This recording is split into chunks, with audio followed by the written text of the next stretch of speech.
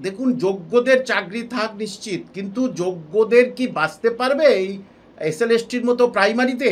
না বাঁচতে পারলে কিন্তু পুরো চাকরিটাই আবার চলে যাবে। এটা একদম পুরো সাফ কথা। অমিত গঙ্গোপাধ্যায় যেগুলো যেগুলো বলেছে সেগুলো খণ্ডন করে বা সঠিক যুক্তি দিতে পারেনি কিন্তু রাজ্য সরকারের অ্যাডভোকেট। সঠিক যুক্তি, সঠিক সওয়াল জবাব করতে পারেনি, কারণ হাতে কোনো প্রমাণ নেই। সোমবার তো আদি খেল শুরু হবে এসএলএসটির, যে নিয়োগ বিধিটা কেন ওরকম করলেন। সামনে সোমবার দেখবেন আরেকটা কি দিয়ে দিচ্ছে, যে না এক্সপিরিয়েন্সের উপর নম্বর থাকবে না, এই নম্বর দেখবেন। আমি বলে দিচ্ছি, সামনে সোমবার শুধু অপেক্ষা করুন, কোর্টে মারাত্মক কিছু রায় হতে চলেছে। হ্যাঁ, এই সব মানে চপ শিল্প করুক, এই করুক, ইত্যাদি করুক। আর সেই জন্যই তো রবীন্দ্রনাথ নজরুল বাদ দিয়ে ওনার কবিতা ধরানোর কথা উনি বলেছেন। ক্লাসে ক্লাসে ছেলেমেয়েরা ওনার সুমধুর কবিতাটা শুনবে। এবারে যেখানে 26,000-এর প্যানেল ইতিমধ্যেই বাতিল হয়ে গেছে, তাদের ভবিষ্যৎ এখনো অনিশ্চিত, সেই জায়গায় দাঁড়িয়ে 32,000-এর মামলা এখনো চলছে। কিন্তু রাজ্যের পক্ষ থেকে সওয়াল করা হচ্ছে যে সম্পূর্ণ টেট বাতিল না করে শুধু নিয়োগ প্রক্রিয়া বাতিল করা হলো কেন? দেখুন, যারা অ্যাডভোকেট, যারা এইসব কথা বলছেন, তাদের প্রকৃত টেট কি সেই সম্বন্ধে সম্যক জ্ঞান নেই। টেট যদি বাতিল হয় তাহলে তো প্যানেল বাতিল হবে, খুব স্বাভাবিক কথা। টেট 150 নম্বরের TET is equal to 5 number. TET যদি বাতিল হয় তাহলে পুরো প্যানেল বাতিল হবে। এই কথাটা কি বুঝতে পারছেন না? এই কথাটা তো বোঝা উচিত।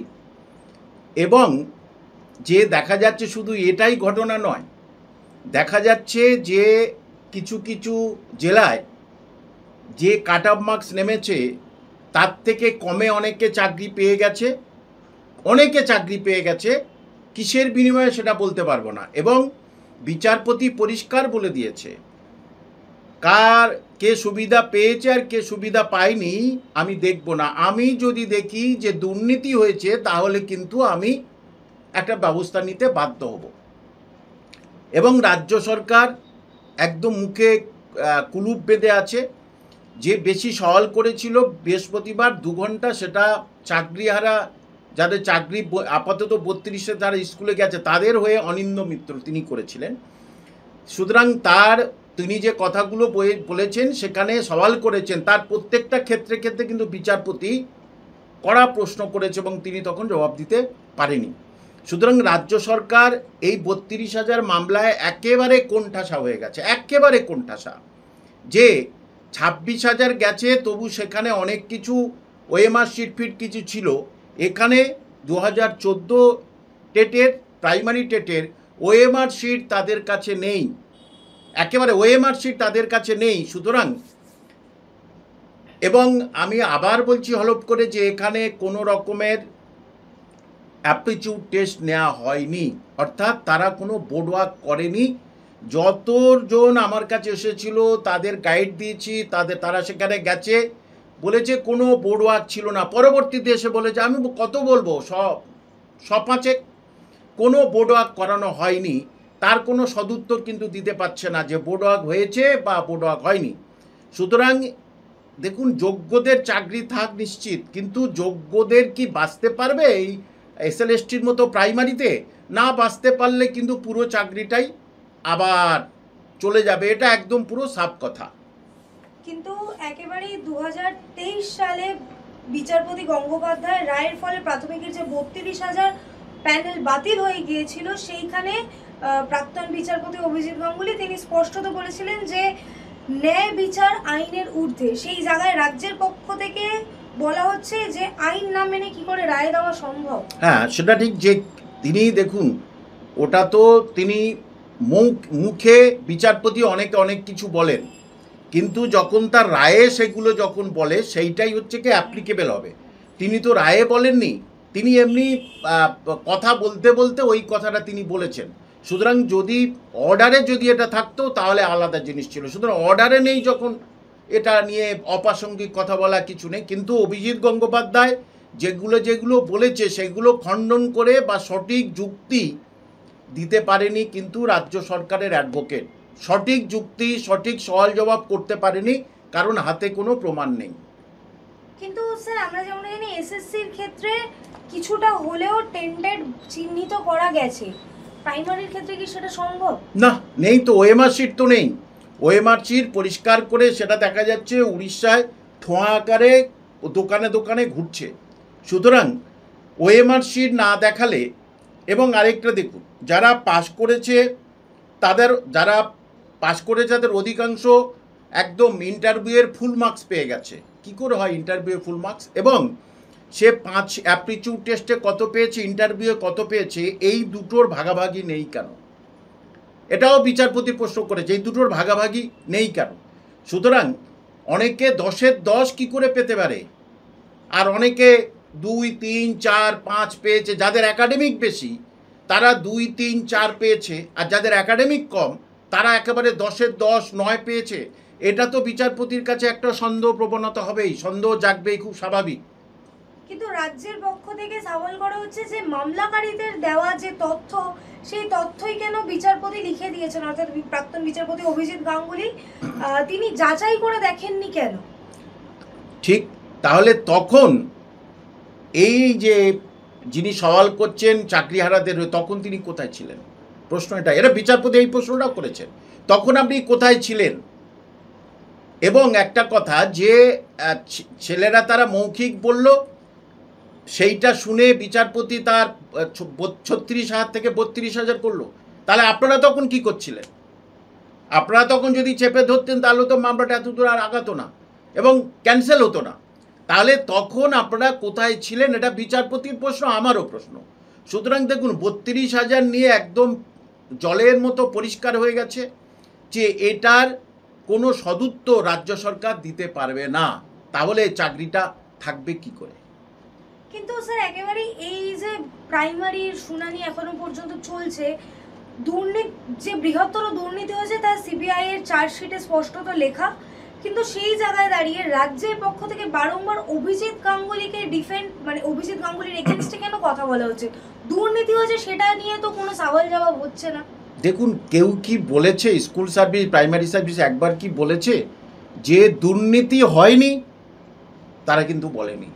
কি বলছে? বেনিয়ম অনিয়ম হয়েছে, কিন্তু দুর্নীতি হয়নি। কি করে হয় বলুন তো? অনেকগুলো বেনিয়ম অনিয়ম যোগ করলেই তবে তো দুর্নীতি হয়। যে দেখুন, ইন্টারভিউয়ে 10-এর 10 পেয়েছে, এটা তো বেনিয়ম, বলছে না দুর্নীতি হয়নি। এবং সবচেয়ে অদ্ভুত লাগে যে আপনি পরীক্ষাটা ক্যান্সেল করলেন না কেন? তা পরীক্ষাটা ক্যান্সেল করলে তো প্যানেল ক্যান্সেল হয়ে গেল। এটা কীরম ধরনের কথা, অযৌক্তিক কথা, আসলে কিছু বলার নেই, তাই এদিক ওদিক মিলে এই কথাটা বলছে আর কি। স্যার একেবারে অন্য প্রসঙ্গে আসবো, এসএসসির যে নয়া বিজ্ঞপ্তি এবং ডিএ, অর্থাৎ 6 সপ্তাহের মধ্যে যে বকেয়া ডিএ দেওয়ার কথা, উভয় ক্ষেত্রে একেবারে জোড়া কন্টেম্পট অফ কোর্ট হয় সুপ্রিম কোর্টে রাজ্য সরকারের জন্য, অর্থাৎ মুখ্য সচিব এবং অর্থ সচিবের উদ্দেশ্যে। কি বলবেন সে বিষয়ে? দেখুন, যেদিন ডিএর নোটিশ দেওয়া দরকার যে ডিএ এবার তোমরা পাবে, ঠিক সেই দিনই বলে দিলেন, সেই দিনই কোর্টে চলে গেলেন যে আমাকে আরও 6 মান্থ সময় দিতে হবে। সুতরাং জাগমাগ করে 25% বাঁচিয়ে এনেছিল অভিষেক মনু সিংভি। এবার এই 6 মাস সময় চাইতে গেলেই কিন্তু কোর্ট পেনাল্টি এবং পানিশমেন্ট দুটো হতে পারে, এবং 25% থেকে দেখবেন 10%, 100% এবারে ডিএটা দিতে হবে। সেই পথেই কিন্তু রাজ্য সরকার নিয়ে যাচ্ছে। কিন্তু একেবারেই ওখানে যে তারা আবার এমএ যে অ্যাপ্লিকেশন ফাইল করলো, সেখানে স্পষ্টত লিখেছে যে যে অ্যামাউন্টটা দিতে হবে কর্মচারীদের, সেটা তারা এখন সুপ্রিম কোর্টে জমা রাখবে, যাতে যদি ওরা পরবর্তীতে মামলা জিতে যায় তাহলে হয়তো কর্মচারীরা ফেরত নাও দিতে পারে। সেই সময় টাকাটা তাহলে কোথা থেকে আসছে? এইটাই তো অদ্ভুত ধরনের প্রশ্ন। আদৌ ওখানে জমা রাখবে কি? টাকা যদি থাকে, সুপ্রিম কোর্টের অন্তিম অর্ডার এটা, আর কোথাও যাওয়ার জায়গা নেই। তাহলে টাকা যদি থাকে তাহলে টাকাটা দিয়ে দিলেই তো হয়ে গেল, ঝামেলা মিটে গেল। আপাতত তো অন্তত পক্ষে একটা বিপদ বা সমস্যা বা আন্দোলন থেকে তো বেঁচে উঠলো, এটা খুব স্বাভাবিক জিনিস। যে সুতরাং আদৌ হাতে টাকা নেই, ভাঁড়েমা ভবানী, এটা একেবারে নিশ্চিত। কিন্তু একাধিক খাতে তো আমরা টাকা খরচা, সামনেই দুর্গাপুজো আমরা দেখবো আবার প্যান্ডেলে অনুদান, সেই জায়গায় শুধু কর্মচারীদের দিয়ে দেওয়ার বেলায় কোমর ভেঙে যাবে। অন্যদিকে এসএসসি যে যারা চিহ্নিত টেন্টেড তাদের 20-25 হাজার টাকা শুধু বেতন ফেরত, 12% ইন্টারেস্টে বেতন ফেরত তো নেয়নি, আবার তাদেরকে 20,000 25,000 টাকা করে দেবে। এটা কি করে হয়?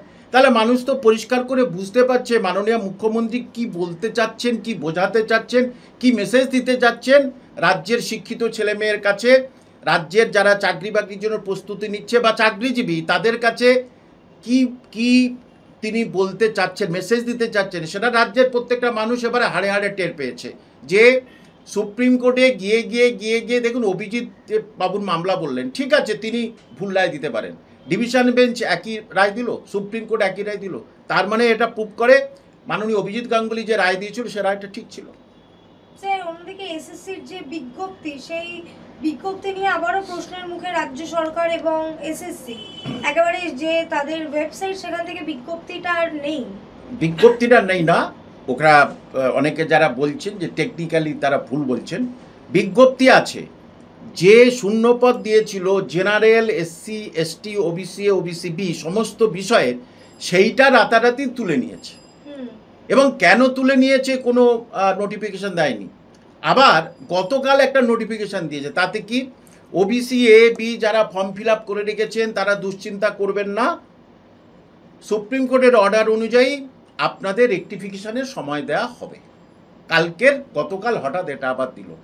প্রাইমারিতে প্রায় 9 থেকে 11 বার এরকম নতুন নোটিফিকেশান দিয়েছিল। স্কুল সার্ভিস কমিশনের ঠিক হবে, সামনে সোমবার তো আদি খেল শুরু হবে এসএলএসটির, যে নিয়োগ বিধিটা কেন ওরকম করলেন।